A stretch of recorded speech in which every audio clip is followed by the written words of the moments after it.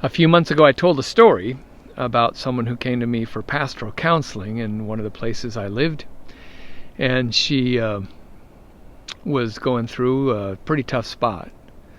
So I asked her just to tell me what kinds of things she did that were good for her, that made her feel good, that were positives. And so finally we actually made a list of those things. And then, without thinking, I looked down at the list and said, "So, when's the last time you did?" And I asked the top one on the list and the next one, and most of them she hadn't done in 5 years or more. The very things that gave her joy, the very things that made her happy, had slipped off her to-do list. And it's not because she was living a blithe life. She was living a tough cycle. But it wasn't helping to not give herself some moments of celebration. The one that struck me the most was checking in with family. Her family lived many states away.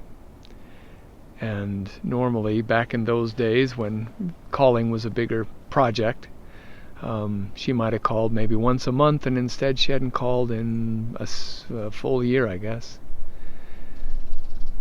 You know, reaching out is certainly a big part of who we are and what we're made for, and the route to love and joy. But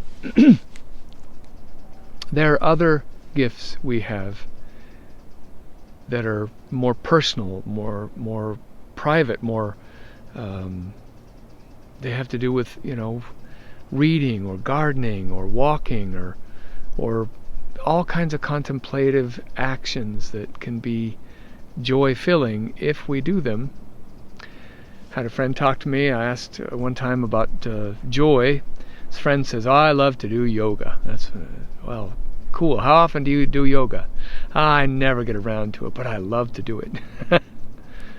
So I hope this week, while we're contemplating the depths of joy, the powers of joy, the fullest of joy, hope you're also finding some ways to just trigger some simple joys. God bless you. You are loved first.